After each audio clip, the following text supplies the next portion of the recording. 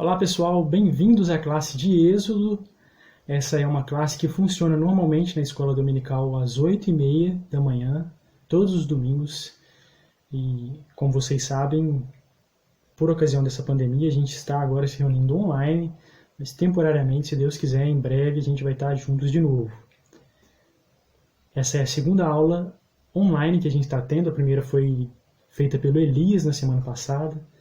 E hoje comigo, para quem não sabe, meu nome é Jean. A gente vai estudar os versículos 19 e 20 do livro de Êxodo, mas a gente não vai trabalhar a parte dos 10 mandamentos. Os 10 mandamentos ficam para a próxima aula.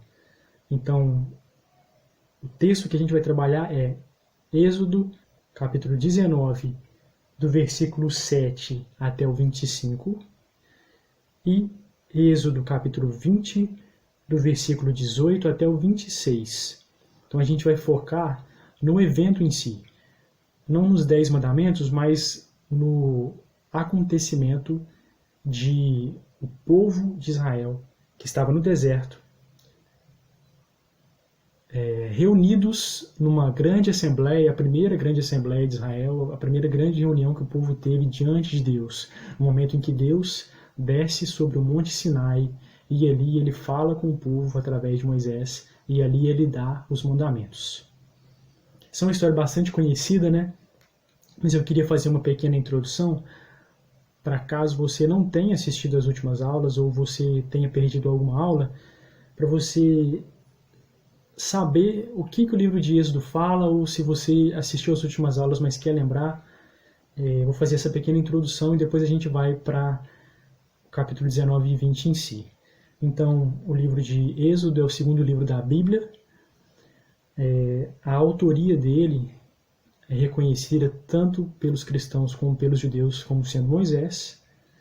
É um livro que foi escrito, assim como praticamente todo o Antigo Testamento, em hebraico, e ele relata a libertação do povo de Israel que estava escravizado no Egito.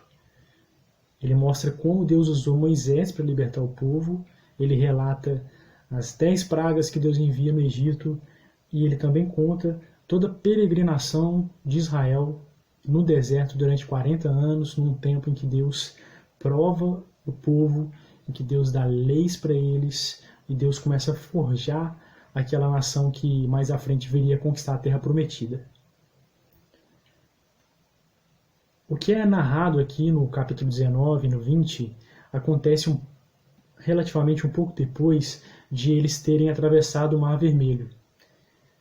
Depois que eles atravessam o mar, eles louvam a Deus, Moisés compõe um cântico, e quando eles estão ali acampados no deserto, Deus fala com Moisés que ele deveria reunir o povo, porque Deus desceria sobre o monte diante dos olhos e ouvidos de todo o povo. Eles iriam ver a manifestação de Deus, eles iriam ouvir a voz de Deus.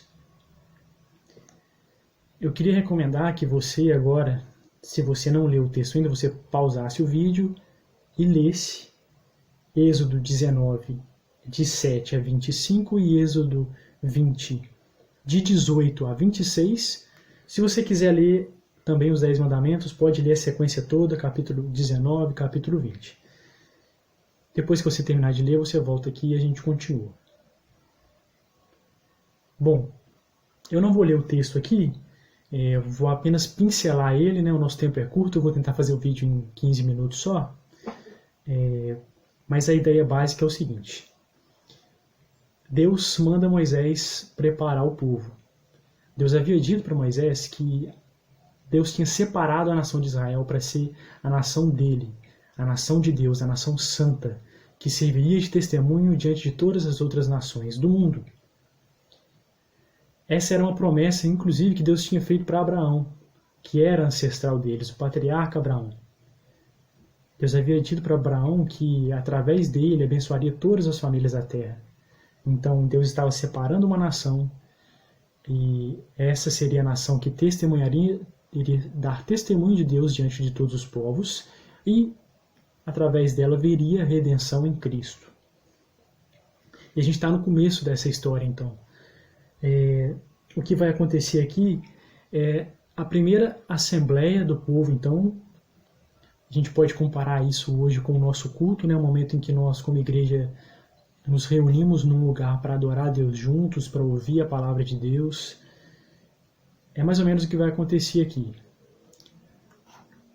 Deus dá 3 dias para eles se prepararem, para eles se purificarem, para eles lavarem as suas vestes, cumprirem todo um ritual ali que era necessário, porque Deus é santo e Deus queria mostrar isso para o povo. Deus queria mostrar para eles a grandeza de si mesmo e mostrar para o povo que eles eram pecadores e eles precisavam serem purificados, eles precisavam ser santificados para chegar à presença de Deus. E aí então o povo se prepara e aí no terceiro dia, pela manhã, Deus vem sobre o monte. O texto descreve esse momento como um momento muito glorioso e ao mesmo tempo muito aterrorizante, porque Deus desce como um fogo sobre o monte. O monte inteiro está pegando fogo, muita fumaça subindo, trovões, relâmpagos, e o povo ouvindo a voz de Deus. E aqui diz que Moisés fica aterrorizado e o povo também fica aterrorizado. Eles tremem diante de Deus, porque até o monte estava tremendo. Imaginem só. A única passagem que eu vou ler aqui desse trecho todo está no versículo 18, do versículo 18 até o versículo 21 do capítulo 20. Então, Êxodo 20, de 18 a 21, que diz o seguinte: Todo o povo presenciou os trovões, os relâmpagos e o clangor da trombeta e o monte fumegante. E o povo, observando, se estremeceu e ficou de longe. Disseram a Moisés: Fala-nos tu e te ouviremos. Porém não fale Deus conosco para que não morramos. Respondeu Moisés ao povo: Não temais, Deus veio para vos provar e para que o seu temor esteja diante de vós, a fim de que não pequeis. Repetindo então, a resposta de Moisés para o povo diante do temor deles foi: Não temais, Deus veio para vos provar e para que o seu temor esteja diante de vós, para que não pequeis. O povo estava de longe em pé. Moisés, porém, se chegou à nuvem escura onde Deus estava. Então vejam só, eles passaram a temer tanto a Deus naquele momento que eles nem queriam ouvir a voz de Deus. Eles pediram para Moisés ir, Moisés, que Deus fale com você e você transmita para nós, porque a gente não quer morrer diante de tamanha grandiosidade, poder e santidade de Deus. O que o Tim Chester, o autor deste livro aqui que a gente está estudando, vai dizer que há 3 personagens principais nessa história. Primeiro, Deus, santo. Segundo, o povo, pecador. E terceiro, um mediador, Moisés. Moisés faz essa mediação entre o povo, pecador, e Deus, santo. Não que Moisés fosse mais especial, mais santo do que eles, porque Deus exigia santidade, não só do povo, mas de Moisés também. Mas Deus está, através de Moisés, mostrando algo que vai acontecer no futuro. Moisés é uma sombra do que viria a acontecer no futuro. Moisés, ele simboliza a Cristo naquele momento. Ele está cumprindo temporariamente um papel de Cristo. Bom, depois desses eventos, Deus vai dar então os 10 mandamentos para o povo, Deus vai dar as leis que vão nortear toda a vida dos israelitas, a religiosidade deles, ou melhor dizendo, a espiritualidade deles, e vão ser leis que vão distinguir os israelitas dos demais povos do mundo. Qual é a lição que a gente pode tirar dessa história que aconteceu muito tempo atrás para nós hoje, como igreja, como cristãos? O que isso tem a ver? O que a gente tem a ver com isso, né? Bom, existe um texto em Hebreus, capítulo 12, Hebreus 12, versículo 18 a versículo 24, que cita exatamente esse texto aqui de Êxodo, e que vai mostrar qual que é a relação dele com nós, que não somos judeus, mas que somos também humanos como os israelitas eram, que somos pecadores como eles eram, e que estamos diante do mesmo Deus que eles estavam. Nós cremos nesse mesmo Deus, nesse Deus que não muda, nesse Deus que a Bíblia faz questão de dizer que é o mesmo ontem, hoje e eternamente. Será que a gente precisa, diante da manifestação de Deus, a gente precisa chegar só até o pé do monte? Porque é isso que acontece nessa história. Deus aparece em cima do monte, uma grande nuvem está na frente dele, de forma que nem mesmo Moisés consegue ver a face de Deus, porque, como eu disse, Moisés não é mais santo que o resto do povo, então se Moisés visse a face de Deus, ele morreria também. Mas Moisés é o que se aproxima mais de Deus, e o resto do povo fica lá no pé do monte. Será que diante da manifestação de Deus, nos nossos cultos, nos momentos em que a gente ora a Deus, a gente deve permanecer distante?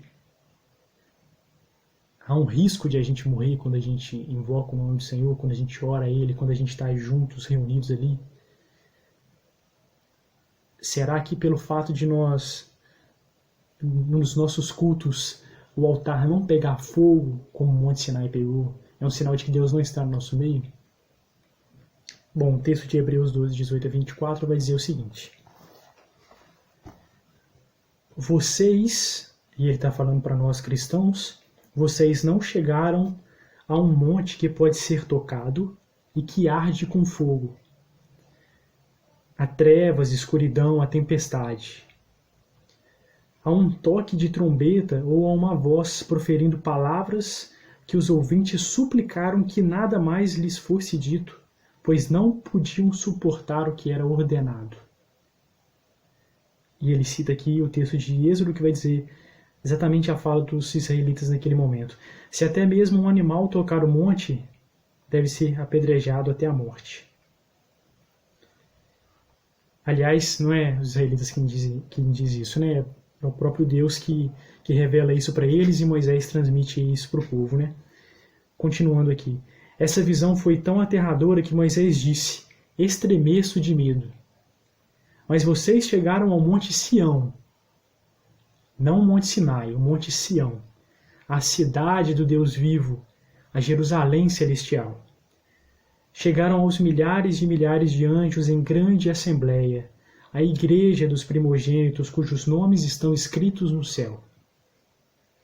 Chegaram a Deus, o juiz de todos, ao Espírito dos justos aperfeiçoados, a Jesus, o mediador de uma nova aliança, e ao sangue aspergido que fala melhor do que o sangue de Abel. Esse é um texto muito bonito, e o que ele está relatando para a gente aqui é o seguinte: a gente não está diante daquele monte que os israelitas estavam, a gente não está diante do monte que arde com fogo, mas a gente está diante do mesmo Deus. Só que o que Deus está dando para a gente é algo maior do que os israelitas estavam experimentando naquele momento, por mais glorioso e grandioso que fosse aquele momento. Porque nós estamos diante do Monte Sião, que é um exemplo, uma figura do que significa a nova Jerusalém, a cidade celestial, a cidade onde nós, cristãos, iremos habitar juntos com todos aqueles que creram no Deus verdadeiro ao longo da história. E todos aqueles que creram na promessa do Messias que viria, em nós que cremos no Messias que já veio. Ou seja, todos aqueles que creem no Deus verdadeiro, aqueles que creem em Jesus, que foram salvos pelo seu nome, que foram salvos pelo seu sacrifício, todos esses habitarão nessa nova Jerusalém, nessa cidade celestial. E é diante disso que a gente está, de algo muito maior do que aquele monte que fumegava. E tudo isso graças a Jesus, o mediador de uma nova aliança. Então, não é mais Moisés que é o mediador, é Jesus. E ele é perfeitamente santo, de uma forma que Moisés não era. Ele é o próprio Deus. No texto de Êxodo, o que acontece é que Deus vem do céu e desce ao monte, Moisés sai do pé do monte e vai até o topo e se encontra com Deus, a uma certa distância. Então é como se Deus e Moisés ficassem no meio do caminho aqui.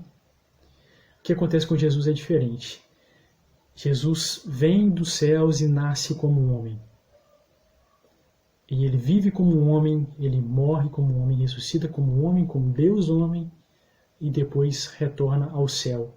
E ele não é destruído, como aconteceria com os israelitas se eles tivessem chegado até o monte, eles teriam sido mortos ali. Jesus vive e reina eternamente. A gente pode confiar que em Cristo a gente tem esse acesso a Deus de uma forma que nem mesmo os israelitas puderam ter. Claro, é preciso a gente lembrar que Deus continua sendo santo. E a gente não pode se chegar a Ele de qualquer maneira. Só há um meio de a gente chegar a Deus, que é através de Jesus.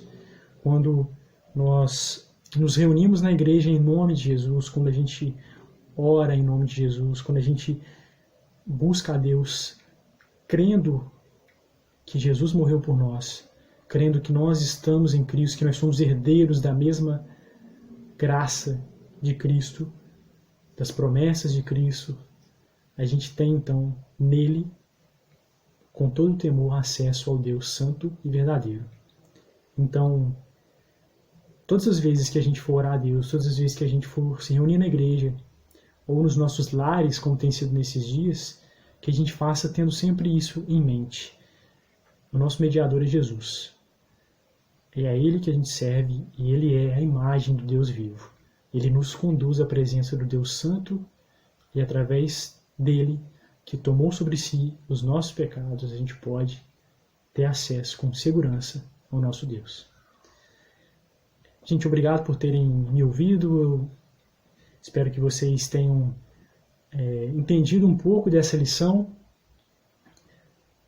Eu recomendo que vocês leiam de novo o texto, que vocês meditem nele, que vocês orem em cima dele e que Deus realmente possa abençoar a vida de cada um, a minha vida, a vida de vocês. E se Deus quiser, em breve a gente vai estar juntos de novo na igreja. Se as coisas continuarem essa semana ainda como estão, na próxima semana vocês vão ter a sequência disso. Acredito que vai ser com Elias, a sequência sobre as leis, os 10 mandamentos especificamente, as leis que Deus dá para o povo de Israel. Então, é isso, gente. Obrigado. Um abraço.